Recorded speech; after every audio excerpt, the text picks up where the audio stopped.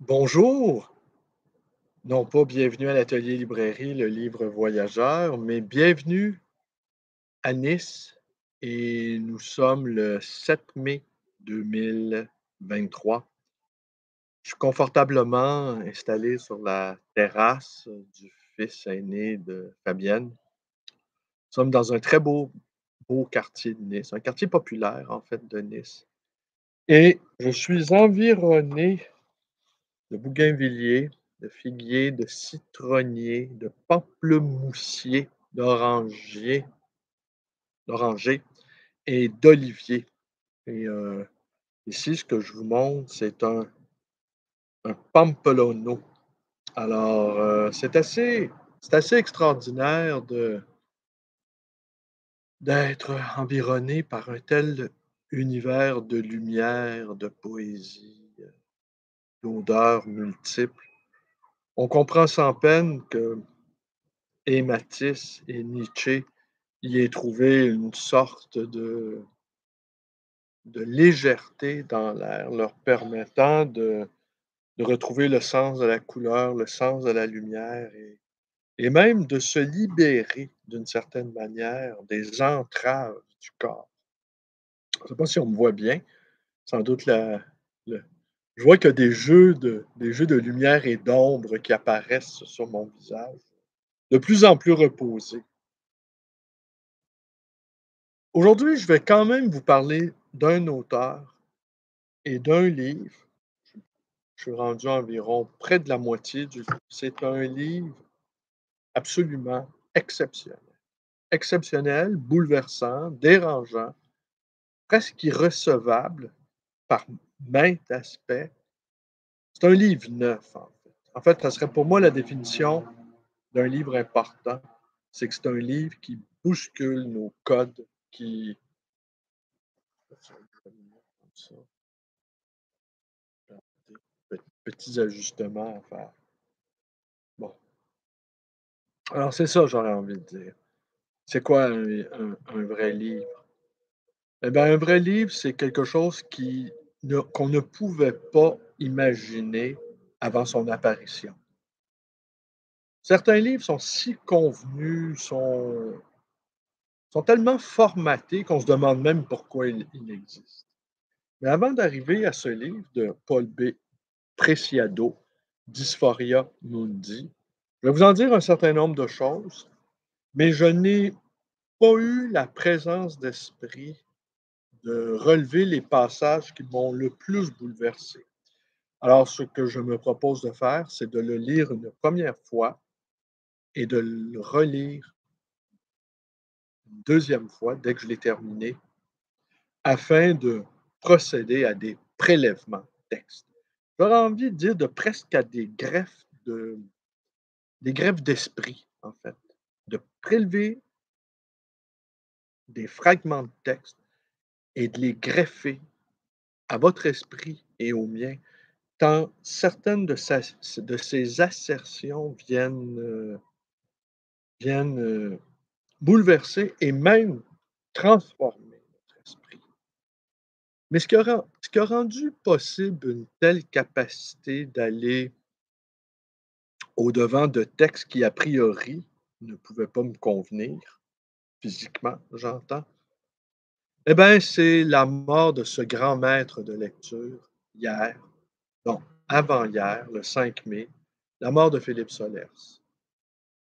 J'ai commencé à lire Philippe Solers lors de la parution de Femmes en 1983 et Solers, nous offrait annuellement notre notre Solers annuel et toujours en mai, c'est-à-dire en mars, c'est-à-dire à une période qui n'est pas la rentrée où, où ces livres auraient été, probablement noyés dans un magma de choses imprimées, mais toujours en mars, une espèce d'entre-deux. Ce n'est pas la rentrée, ce n'est pas encore le printemps et à chaque année, je l'attendais, le Solers et j'interrompais, séance tenante, toutes les lectures en cours pour participer d'une certaine manière à cette forme de rituel adopté il y a au moins 25 ans.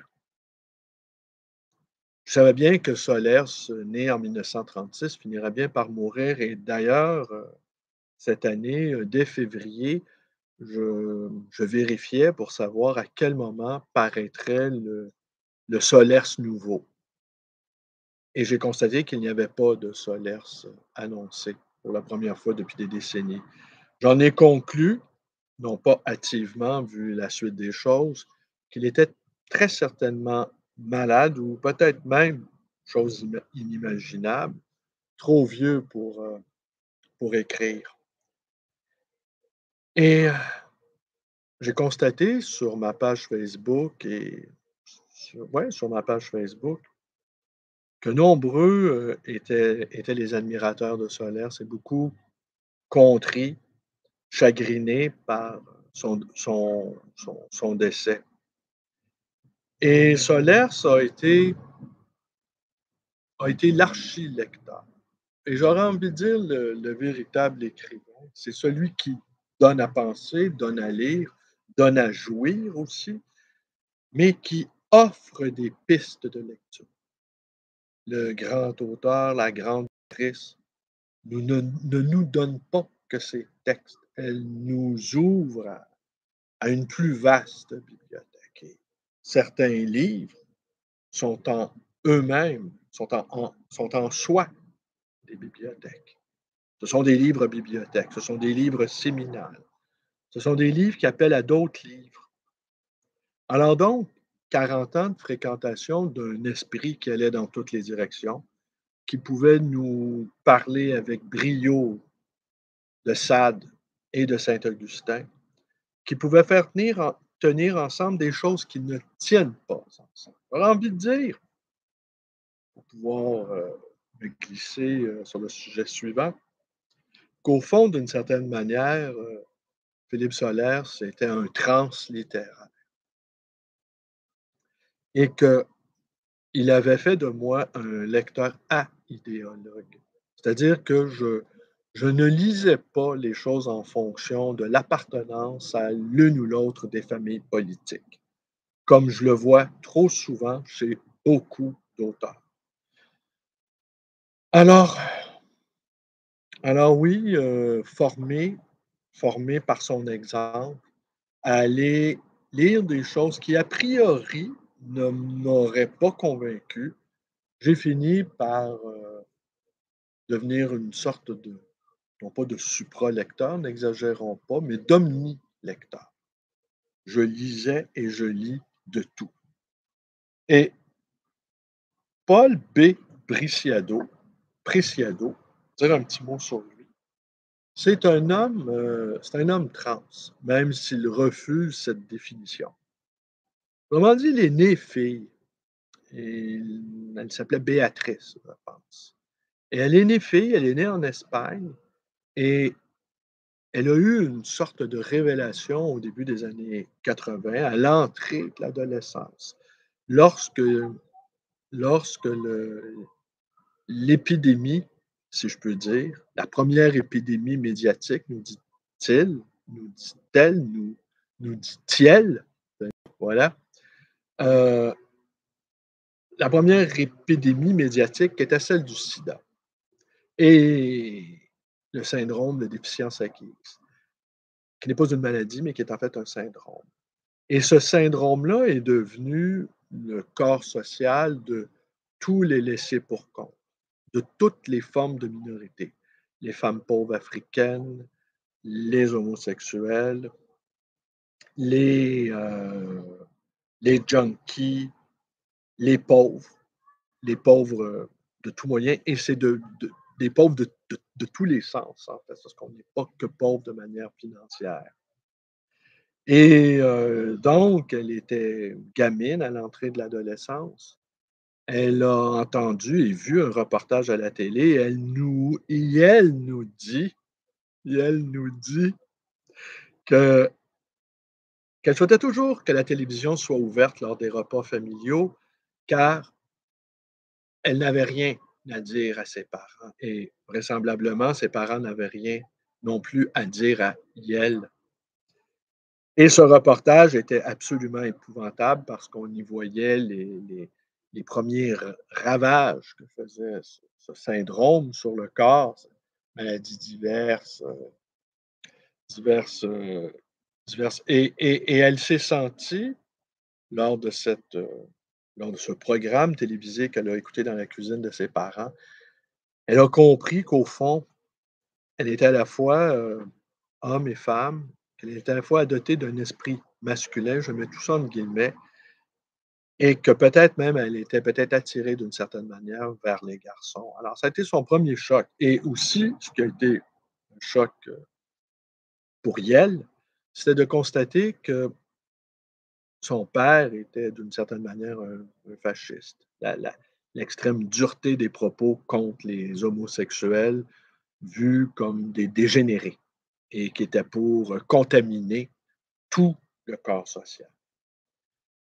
Alors c'est assez étonnant de parce que, en tout cas personnellement, je n'ai jamais eu accès à des textes écrits par des trans et où le point de vue d'un trans n'est pas que binaire, parce qu'il refuse aussi, hein, Yale refuse ces catégories, binaires, non binaires. Il pense que l'être humain est beaucoup plus difficile à conscrire, à définir et qu'au fond, d'une certaine manière, le corps social impose, sa violence sur les corps. Et c'est ici qu'il y a un lien avec Philippe Solers, d'une certaine manière. Parce que Solers a beaucoup, beaucoup, beaucoup écrit sur le corps, sur son propre corps, et il a expérimenté de la même manière que l'a fait, Preciado, il a expérimenté sur son corps divers mouvements de son corps, divers changements, heu, pathologiques sur son corps.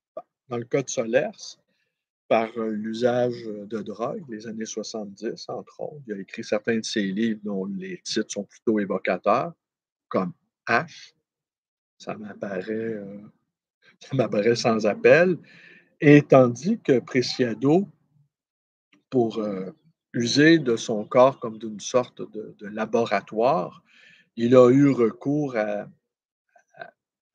divers drogues et divers produits comme, la testostérone artificielle.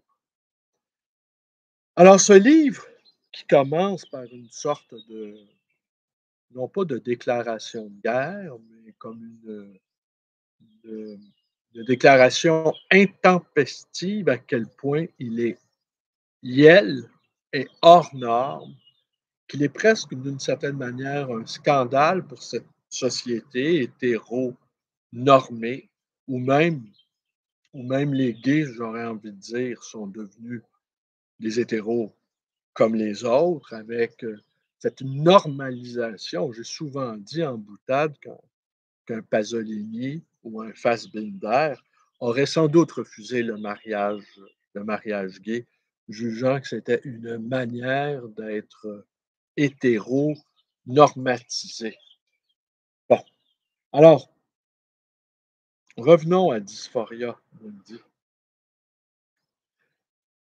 Un des Comme il découvre sa sa sa dysphorie, c'est-à-dire ce mal-être entre son corps et son esprit, il découvre sa dysphorie au début de au début des années SIDA, des années médiatiques SIDA, où la maladie est proposée à la fois comme spectacle et comme repoussoir. Ce livre-ci, d'une certaine manière, commence avec la pandémie du COVID-19 et cette pandémie, d'une certaine manière, traverse tout le livre. Et il y a une réflexion qui est très intéressante. Il nous dit, il ne sait pas à quel moment elle commence, la pandémie. Est-ce qu'elle commence lors de l'apparition du patient zéro, comme on l'a vu également euh, lors de l'apparition du sida? Il y avait une recherche du patient zéro. Et chose étonnante, celui qui a été identifié pendant un certain temps, je ne sais aujourd'hui pourquoi il en retourne, c'était un agent de bord québécois qui aurait eu une multitude d'aventures, sexuello-amoureuses et on en a fait pendant un certain temps, en tout cas, le porteur premier du sida. Déjà, on aurait envie de dire aussi pour rester dans cette logique, de du sida comme syndrome atteignant les minorités, on pourrait dire que le Québécois en Amérique du Nord, c'est la minorité absolue. C'est la minorité aussi absolue, c'est la minorité fragilisée, à la fois par son statut d'ex-colonisateur, abandonné par la maison mère, la colonie mère, et qui, à son tour, est également colonisé par le les conquérants. Alors, on aurait envie de dire, triple peine. Celui d'appartenir à un groupe qui a échoué en tant que colonie, celui qui s'est vu abandonné par la maison mère et celui après ça qui a dû subir le joug d'une d'une colonisation par un colonisateur, professionnel. Alors tout le long de ce récit Dysphoria Mundi, la COVID, le COVID-19 est bien, bien présent. Je dis la COVID parce qu'en fait, c'est la COVID qu'il faut dire, mais si on parle de virus, bon. Et en tout cas, c'est ce que l'Académie française, a déclaré. Alors, il ne sait pas quand ça commence. Est-ce que ça commence avec le premier porteur? Est-ce que ça commence, par l'analyse, des eaux usées? Est-ce que ça commence par le premier confinement? Mais en fait, ça commence par Yuan. En fait, Yuan devient le modèle, le prototype de tout ce que nous allons subir dans les mois qui vont suivre à partir des premiers cas déclarés. Il nous dit, Preciado, Yuan est partout et ça revient aussi régulièrement et le lien qu'il fait avec Yuan et la bombe atomique à partir des réflexions de Gunther Anders qui avait interviewé celui qui, l'av l'aviateur qui avait lâché la bombe sur Hiroshima et qui, à la suite de ce fait, était devenu fou. Et ce que nous dit Gunther Anders, c'est qu'à partir du moment où la première bombe atomique est larguée, tout le monde est devenu fou. Alors, et Yuan est partout. Ben, on me dit que ma batterie est faible. Écoutez, je reviens demain ou après-demain pour la suite. J'ai pris quelques notes. Je m'en voudrais que ça coupe comme ça. Mais enfin, c'est un livre fascinant, vous avez compris, c'est un livre fascinant, je vais revenir. Alors, je vais m'arrêter là-dessus. Alors, ce qu'il nous dit, ouais, ce qu'il nous dit que pour lui, la COVID a commencé avec l'incendie de Notre-Dame, le 15 avril 2019, que ça a été au fond la mise à feu du début de cette gigantesque mutation dans laquelle nous sommes. Nous sommes devenus des mutants et Yuan, guerre en Ukraine, dont il est fait mention à quelques reprises dans l'ouvrage, et l'arrivée prévue, mais qui bouleverse tout, de l'intelligence artificielle va ajouter voilà. Alors c'est tout, je vous reviens d'ici peu. Merci.